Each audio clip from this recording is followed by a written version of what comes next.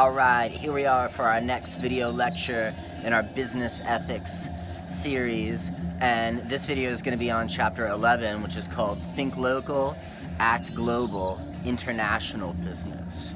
So, hope everybody is dressed appropriately in their Think Local t-shirts, as I am. So, we'll be mainly going over the first three articles in this chapter. So let's start out talking about what the chapter entails. So it deals with the moral problems posed by doing business internationally and the increasingly prominent phenomenon of globalization. And so it looks at when different cultures meet, how different moral frameworks may or must interact, and the difficulties that might arise for a business person to discriminate among the competing goods and values, typically from the country that they're operating from to the country that they are doing business with, that they do not live in. So, some of the things to keep in mind in this chapter, what you should know by the end of it, is understand the moral problems that are raised by globalization, understand the difficulties posed by cultural and moral relativism, understand how the concept of universal human rights should inform international business practices, understand the concept of moral compassion, and understand the moral pressures faced by persons and companies involved in international business. So, the first article is by a famous contemporary philosopher of culture and race, Anthony Kwame Appiah, and it's called Global Villages. So it deals with some of those headline ideas that I just mentioned, particularly globalization, and one I did not mention, which is called cultural imperialism. So Appiah opens the chapter with an article questioning the notion of cultural purity. Different cultures have different ethics, but most cultures have been contaminated, he says, contaminated by other cultures, especially in a context of globalization and colonialism and so forth. So it's also important not to ignore it's important to not to ignore the cultural differences that are widespread through a given culture, and then it's also important not to ignore the individual choices and differences among individuals who live within a particular culture. So, let's just observe some definitions. Number one, globalization.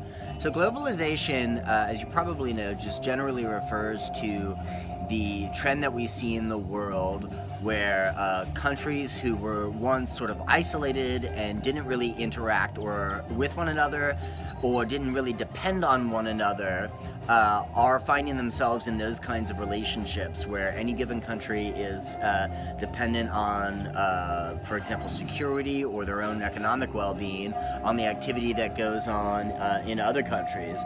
Both countries that they are allies with, and then countries that they are not necessarily allies with that might pose threats. So, since we are making this video during the Corona crisis, you know, we can observe the Corona crisis as a sort of as a representative example of how the global world works. So just the idea that this new disease has been spreading so quickly and so pervasively around the globe indicates that people are able to travel from, you know, one country to another, and so that access to just go to other countries is one aspect of globalization. Another aspect would be how dependent some economies are on the global economy generally or on other specific economies. So that kind of interdependence from one country to another, that's a hallmark of globalization. Another representative feature of globalization is simply, you know, where things are made. Most of the clothes that probably most Americans wear are not made in America, for example. Much of the food we eat is not grown in America. So when we have crises that limit, let's say, the flow of goods or from one country to another, or who is able to work, let's say, and do farming practices in one place, but that food is going to be sold in another market, then how would something like the slowdown of a global economy, affect the circulation of food and other goods?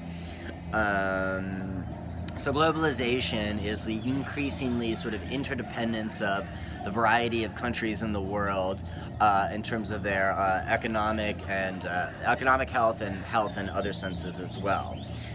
So that's globalization. So one of the key first points from APPEIA is that globalization is a threat to homogeneity. So when we observe different cultures, what we inevitably observe is diversity, cultural diversity, and sometimes moral diversity. But globalization, a word synonymous with that, I don't know about synonymous, but we can put the word universal on the table. So universal is like global because we mean happening everywhere, whereas global is contracted with local, right? So the point he's making here is that when we observe a variety of countries and observe their different histories and practices and traditions and language, we're going to see also, not only will we see differences among those features, we're going to see differences among features like moral values. And since we're talking about business ethics, and ethics is one aspect of business, then how does something like differing moral values in one country, how does that pose concerns or problems, or what kind of questions does it raise about when one country wants to go to another country and say, hey, you've got cheap manufacturing because there's not enough, or there's not the same kind of protections on individual labor, so I'm going to move my business here and manufacture the goods here, but the place I'm moving my business to might have a different set of moral values, but I'm trying to, as the business person, particularly from the affluent countries, sometimes there's this risk of a person from the dominant country trying to somehow impose their moral structure and ethical framework and values on that of another country. With the rise of globalization, we see the rise of sort of universalism. But sometimes universalism is really Western values posing as universal values that are trying to be put on a variety of other countries. So we see then that homogeneity is sort of threatened by globalism, and localism and diversity, or heterogeneity, those two things, that an emphasis on the local kind of preserves cultural differences and heterogeneity, whereas globalization doesn't. So his next point is that diversity really does matter, and this is something that many philosophers, contemporary philosophers anyway, really want to stress, that there are all sorts of values, ethical values, epistemic values, metaphysical values, that arise when we put a variety of different cultural viewpoints on the tables. Even Western philosophers like John Stuart Mill, in his book On Liberty, talks about the value of diversity, of having a variety of opinion where a lot of that opinion is contradictory. So when some countries go into another country, like, I mentioned before that a lot of manufacturing, for example, happens in China because they don't have the same kinds of labor protections for their workers. So we see this on our favorite show, Shark Tank, a lot, insofar as people come and say, well, the price of this good is $10 to manufacture at this point, but as soon as I move my operations to China, it'll be $3. So why is it so cheaper to produce some things in China and clothes in Indonesia and Honduras and other places like this? Well, probably because there are not the same kinds of protections on labor, not the same kinds of protections on minimum wage, minimum living wage, safety conditions, where because there's more economic desperation, then people are more willing to work for, a lot less, and they don't really have any other options. So what we see then are sort of affluent countries exploiting that opportunity, knowing that workers in other countries are in a weakened position, and coming in, swooping in, some would say like vultures, and exploiting that desperation and poverty. The counter to that argument would be like, well, people in certain places in the world, before these Western companies came in, they didn't have any opportunity to make money. So even if they're underpaid, isn't the lower wage they're getting better than no wage at all, which is what boat they were in before? And there's some truth to that. I mean, people who defend capitalism and globalism, they do observe that if you look at global economic trends and the rate of global poverty in the 20th century, for as many problems as capitalism introduced, like the clear detriment of the natural world and climate change through industrialization, it really has lifted certain poorer countries up and raised the standard of living and gotten more people access to things like education and work. Now, it's a long way off from really being an ethical system, but maybe we ought not ignore some of the advances that have been made. But other people, the retort to that would be that, yeah, I guess if you are making no money, then making 2 cents a day or whatever, $5 a day is better than making nothing, but it still falls below a kind of base level of human rights and human dignity. It's still exploitative because countries are not paying, let's say, the standard of American wages, which might not even be all that sufficient even for us, but if they paid it in a country like China or in Indonesia or Honduras, that might really lift people up out of poverty, but then the goods wouldn't be so cheap. So all of our favorite products like our MacBooks and our iPhones that I'm making this video with would probably be a lot more expensive if they were made in America. But this raises the problem of what we call cultural imperialism. This idea that the more affluent, powerful country like America is still in a practice of global colonization, insofar as we go to other countries and instead of like officially occupying their government and taking over their lands, it's a sort of occupation of their economy, because America has this market of consumers and other countries have people who are desperate for work who can make stuff to go in that market, but the market of consumers is probably not in their own country, because if there isn't economic health and people don't have spending money and disposable income, then they can't buy goods. So even if they made goods in such countries, they wouldn't be sold. But it's imperialistic when certain countries try to import their values and their morals and ethics and ways of thinking and certain practices onto another country. And so it's a sort of, we could call it a global invasion, but in maybe a more accurate way, it's really one local, bigger, affluent, powerful country, powerful militaristic country at that, importing their practices and values onto a local area of another country. So that could be very problematic. And so how people are going to react in the local area that is being entered into by the bigger country will probably vary. But one thing to think about too, as a way to critique cultural imperialism, is it's kind of based on the presumption that certain cultures are pure cultures.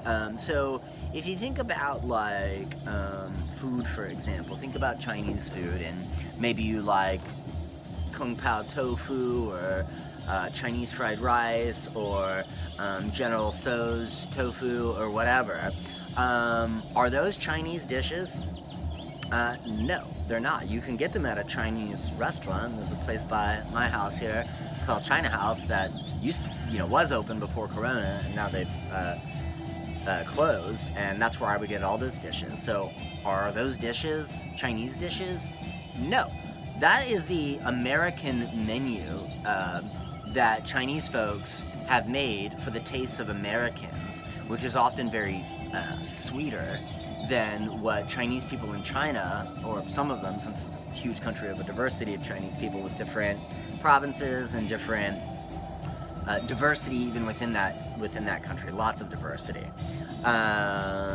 So when we eat Chinese food, we're really eating American food made by Chinese people, catering to our tastes.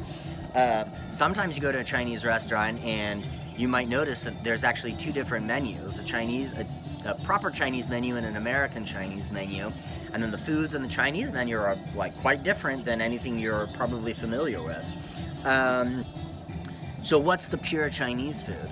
But then, if you go to certain areas of China, like where is the purest Chinese culture? There's certain areas of any given country, like China, that are close to other countries like Thailand or Japan or wherever.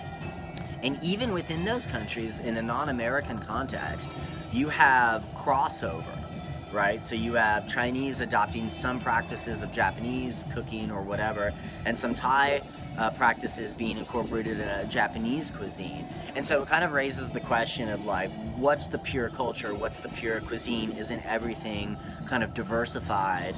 And that's part of Pia's point, is that sometimes we have false notions about what is pure, what is authentic, and it might not be pure because it's an American version given to us by another country, but even within that origin country, it might not be pure because that country borders other countries and there are diversities within that country.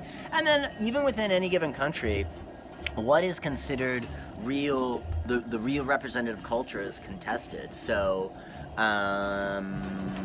talking about American values, what are Americans like? I mean, are we really like any one thing? I mean, people living in LA versus Fargo, North Dakota, or people who are living in Tampa, Florida versus New York City, are we all so similar, and do we all share these like certain cultural values? I mean, maybe at the most general level, but with a nation state this big, there's probably a lot more diversity that we're sweeping over.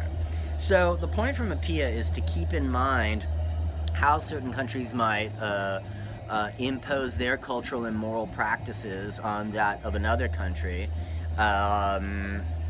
and the problems and threat to local culture that might be introduced by that, but also that the culture of countries are not necessarily pure to begin with. Alright, so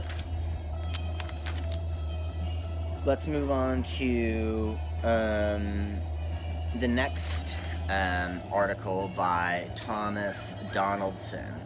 And Donaldson offers basic principles and techniques for operating morally, especially in business, when one is outside of one's own culture.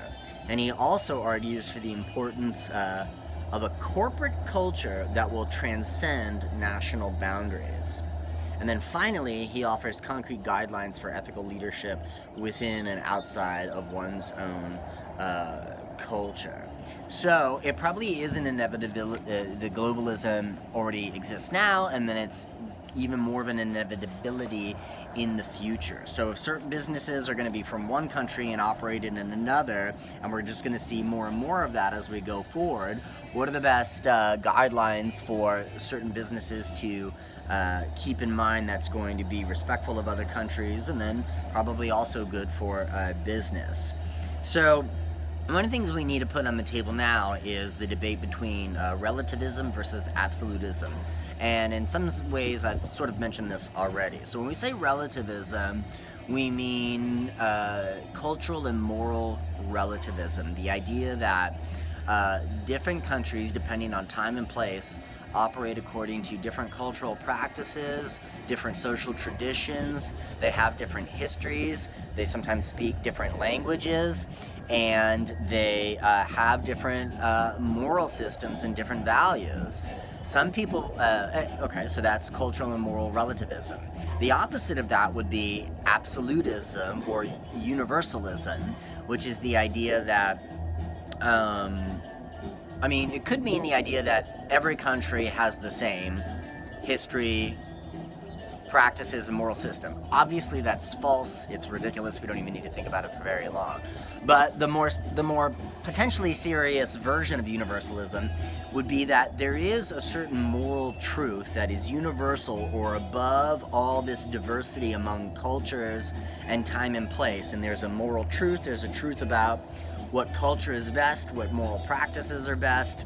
That kind of thinking is very much an old school way of thinking, but you still see it in a lot of traditions. I mean, just to take a convenient example, Christianity. I mean, in Christianity there is one God, and that God exists even if you're a Hindu, even if you're an atheist, even if you're a Sikh. So people who don't believe in that one monotheistic or tripartite God are going to lose out on the benefits of believing in that God, and there's just a truth to that, and people who are atheists and don't believe it, they're just wrong. So that's the idea that there is moral truth and a correct answer to these moral questions, and which often connect to these theological questions. The point is what to do then when one country goes into another country and tries to set up shop and then threatens the cultural diversity of that other place and tries to impose outside values in that context. So, that's something really to think about is I like this example that I'm about to tell you, and it continues with the idea of food. If you ever go to, let's say, a Vietnamese restaurant, so I'm thinking of this one Vietnamese restaurant in this town in Missouri that I used to live in, and we go there and get pho, P-H-O, which is their local soup. It's a hot soup with noodles, and for a vegan like myself, I get lots of vegetables and tofu. It comes with basil, cilantro, the bean shoots for a little crunch, and it's super tasty. When I went into this, but this one Vietnamese restaurant in Missouri was run by a woman from Vietnam who didn't speak much English and kind of ran her restaurant with a fierceness and a lack of anyway, it was just her place, and you probably didn't eat there for the service. You ate there because the food was phenomenal and you're getting flavors that you probably wouldn't taste before. But then also that when you enter a restaurant like this, in a way, you're entering Vietnam. Now that's kind of provocative, but what I mean by that is, if you go to Vietnam, you're gonna hear a different language. You're gonna see different decorations,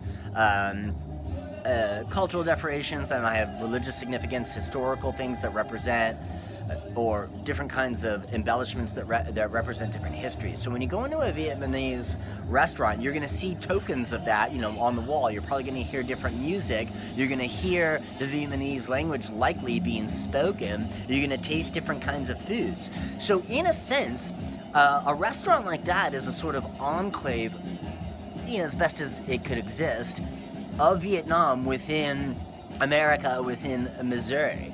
And so I had a friend there that had a bad experience in that restaurant, and he was acting as if the American expectations of service and whatnot, that he could demand those in this kind of restaurant. But what I was saying before about the woman who ran it is she did not adhere to the the customer is always right principle that represents some of the values in American restaurants. And so basically the point was, she didn't take any crap from customers, and she knew that her food was so good that she didn't really depend on any given customer for the well-being of her restaurant. So she could have that fierceness and be a little weird and kooky, but that's kind of what you like about indie restaurants, is the diversity that you get from them. So what I'm talking about then is how different values can operate even outside of a particular place, because the values that we are a part of are within us. They're not just without us. So when you go to a foreign country, you might take some of your own American values in your mind, but you ought to be careful about how much you act on them and vocalize them, because they could clash with those values of another country. And so think about the different places you can go to and see in America and see different values operating. And isn't that interesting? So he outlines an ethical threshold, 3 core values that he thinks are important for a business doing for a company doing business in a country that is not their own. So he talks about core human values, and they are these 3. Number 1, respect for human dignity. Number 2, respect for basic rights. And number 3, good citizenship. So human dignity is an idea that's philosophically probably best represented or discussed by Immanuel Kant, 18th century German philosopher.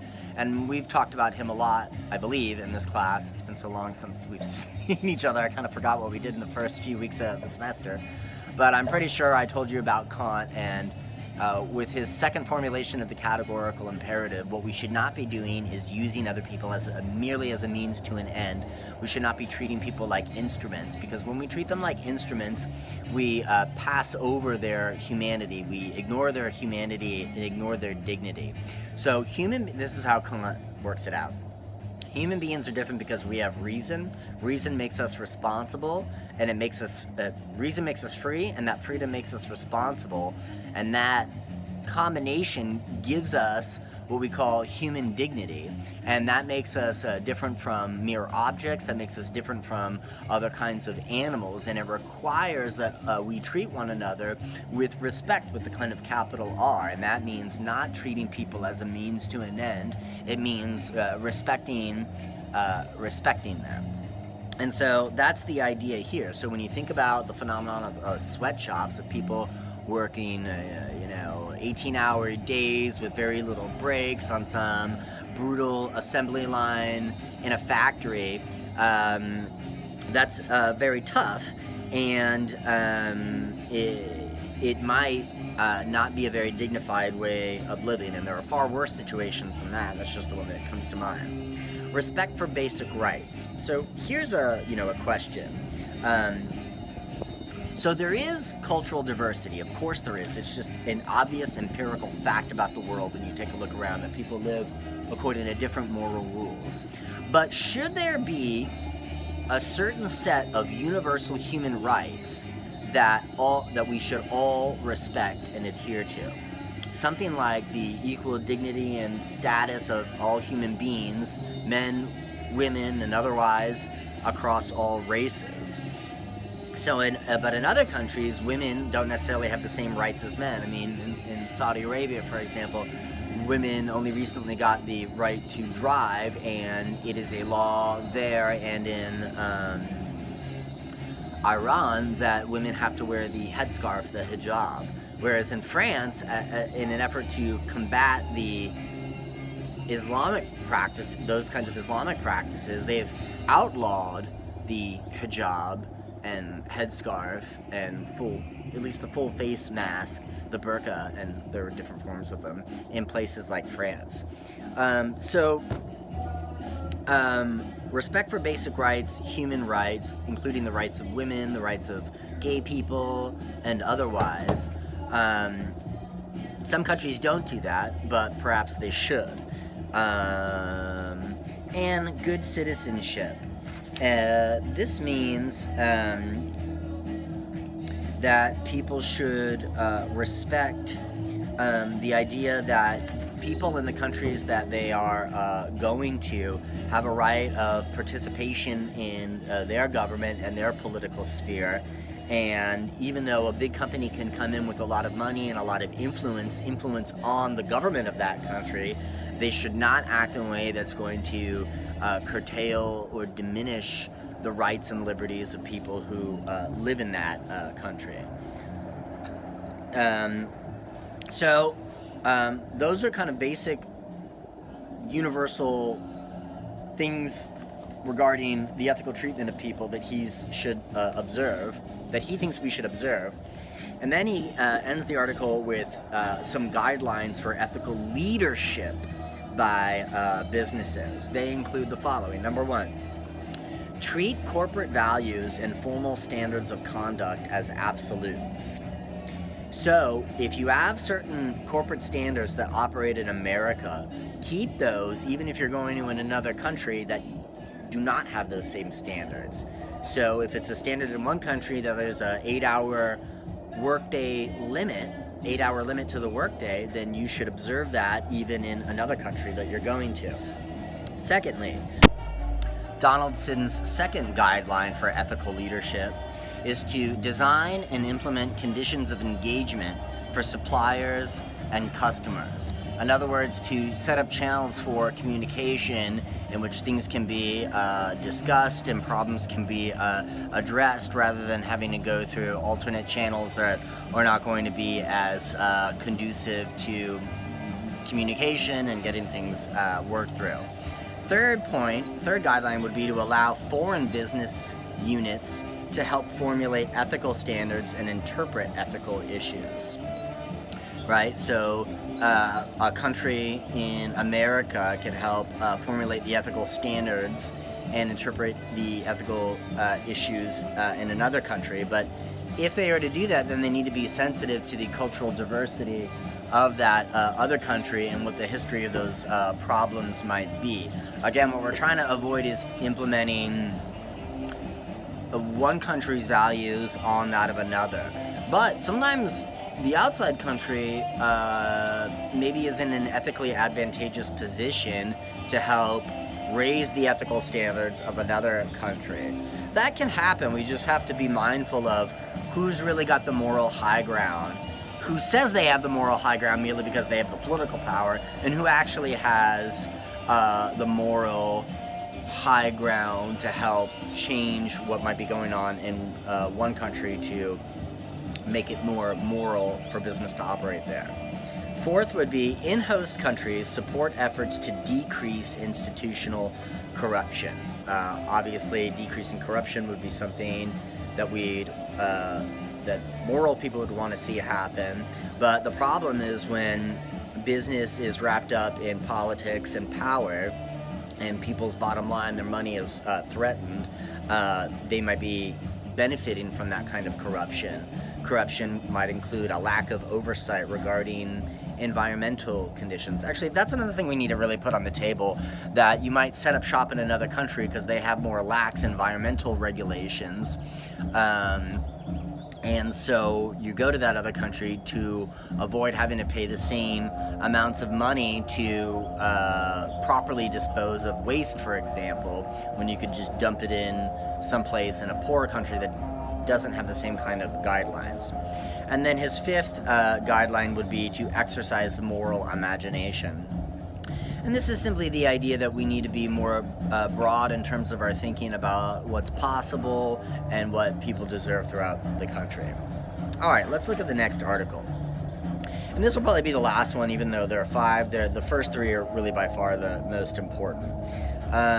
So this is by Florian Wetstein, and it is called Silence as Complicity: Elements of a Corporate Duty to Speak Out Against the Violation of Human Rights. So here we go back to the idea of human rights. And Wetstein considers the problems of doing business in a country where there are, in fact, human rights violations.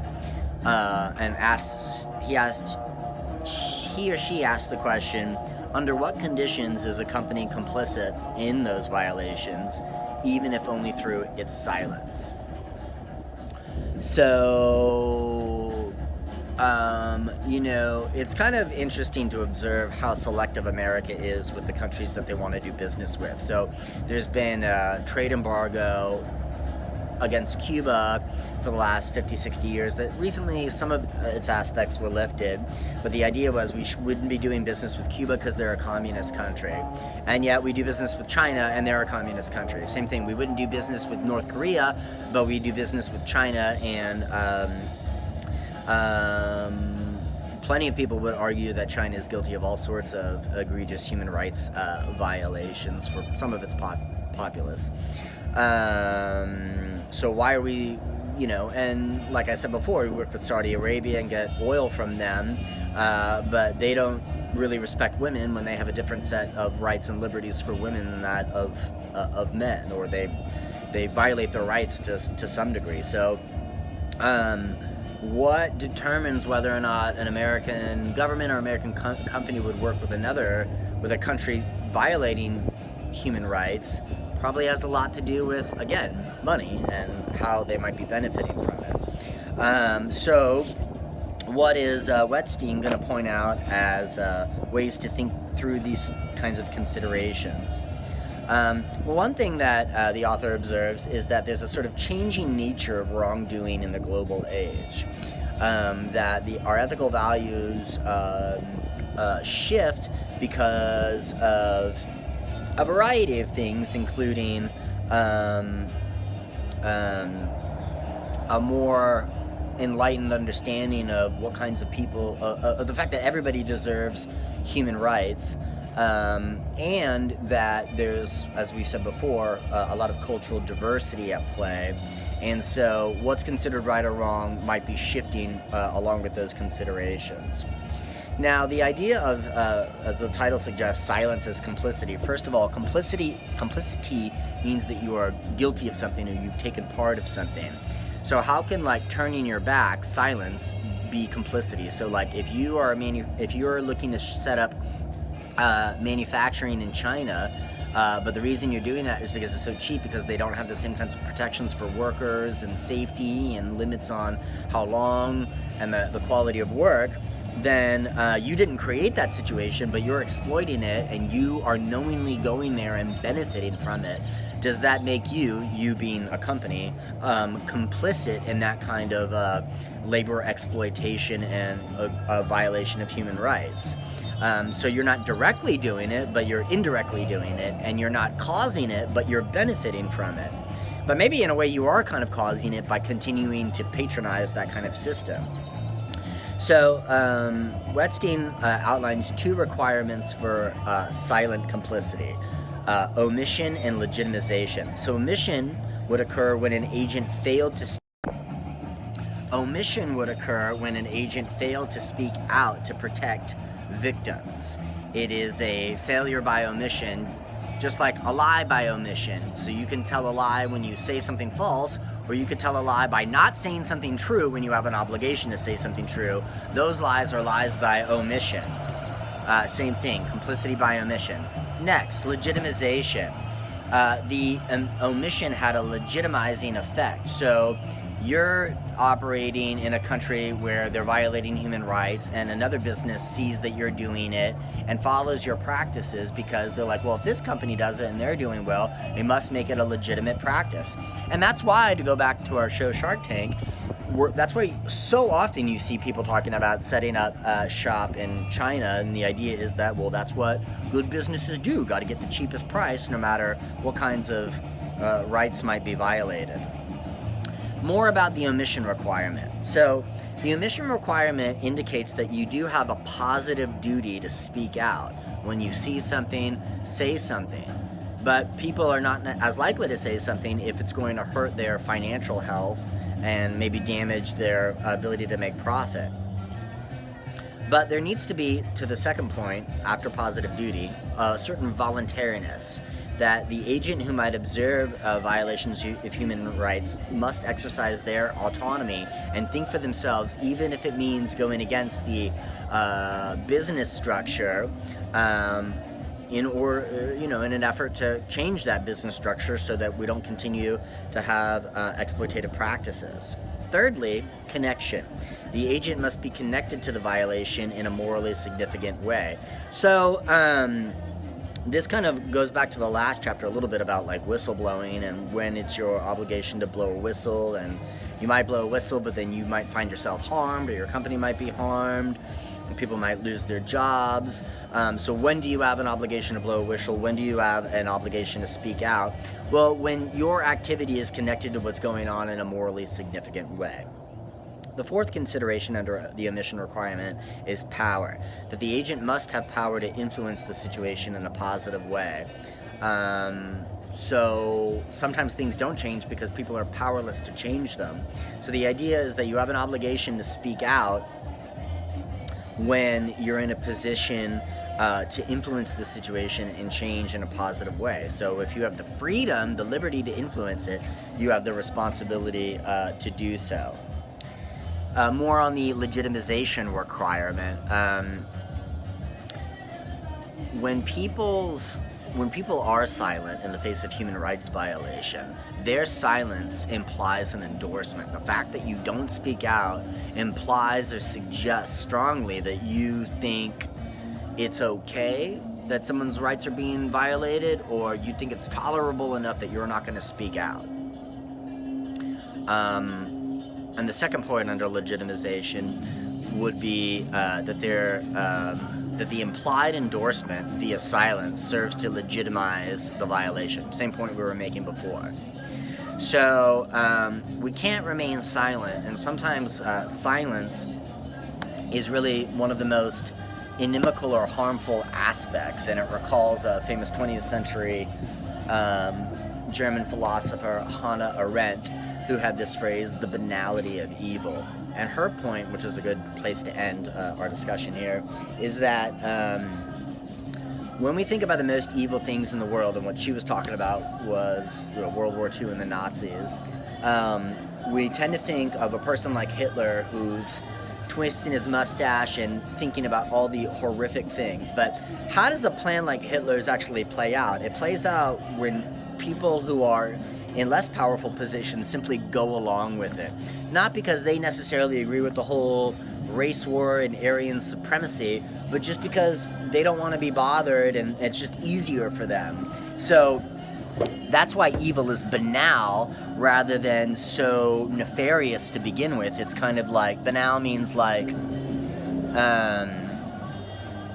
kind of like boring or everyday or quotidian, or not as interesting as you would think.